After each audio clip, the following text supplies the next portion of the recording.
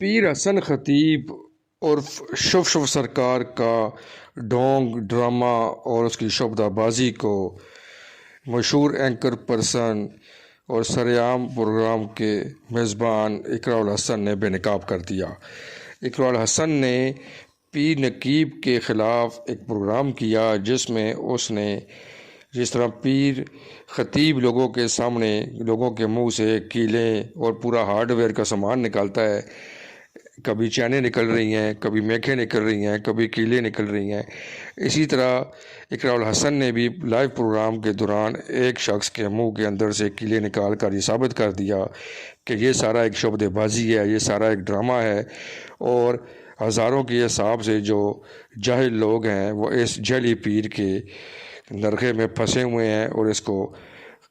پیر مانتے ہیں۔ یہ ایک بہت بڑا دھوکے باز اور فراڈیا شخص ہے جو لوگوں کو بیوقوف بنا رہا ہے۔ اقراء الحسن نے اس کے بعد ایک دوسری ایپیسوڈ میں بھی اپنے پروگرام کی ایک شخص کی آنکھ کے اندر سے چین نکال کر بھی دکھا دیا کہ یہ بھی ساری ایک شعبدہ بازی ہے۔ جس شخص نے یہ کرتب کی ہے اس کا کہنا تھا کہ یہ آنکھوں کا دھوکہ ہوتا ہے، یہ شعبدہ بازی ہوتی ہے، اس کے لیے ہمیں پوری ٹریننگ ہوتی ہے، اور جو بندے بھی اس نے وہاں بٹھائے ہوئے ہوتے ہیں جن کے منہ سے کیلیں نکل رہی ہیں، میخیں نکل رہی ہیں، ان سب کو پہلے سے بتایا ہوا ہوتا ہے، اور یہ ساری شعبدہ بازی ہے جس کی وجہ سے لوگ دھڑا وہاں ضعیف العقیدہ اور جن لوگوں کا کوئی عقیدہ نہیں ہوتا اور ضعیف الاعتقادی کے جو لوگ ہوتے ہیں وہ وہاں پر پہنچ جاتے ہیں اور اس کو اپنا پیر مانتے ہیں، اور وہ اربوں کی جائیدادوں اور کروڑوں روپے کی گاڑیوں میں گھومتا ہے اور اس کے چیلے پوری دنیا میں پھیلے ہوئے ہیں۔ سید اقراء الحسن نے اس کو چیلنج بھی کیا اور پیر خطیب کو کہا کہ 16 فروری کو میں آ رہا ہوں اور میرے ساتھ بیٹھ کر مناظرہ کرو، لیکن وہ اقراء الحسن کے اس جو آفر تھی، اس مناظرے کا جو چیلنج تھا، اس چیلنج کو قبول نہیں کیا اور پیر نقیب بھاگ گیا اور اس نے عدالت میں اقراء الحسن کے خلاف کوئی ریٹ پٹیشن دائر کر دی۔ اقراء الحسن نے کہا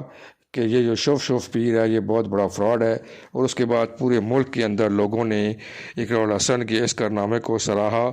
اور جعلی پیر کو بے نقاب کرنے پر اسے خراج تحسین پیش کیا۔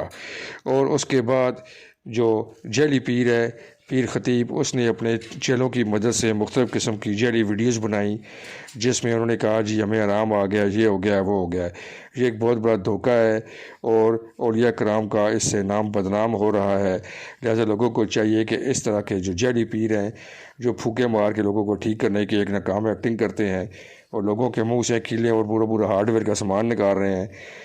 یہ کوئی سوچنے کی بات ہے، یہ کوئی دیکھنے کی بات ہے، یہ کوئی ماننے کی بات ہے؟ یہ صرف اور صرف جہالت ہے، اور اس جہالت کو بے نقاب کرنے پر پورا پاکستان آج اقراء الحسن کو خراج تحسین پیش کر رہا ہے۔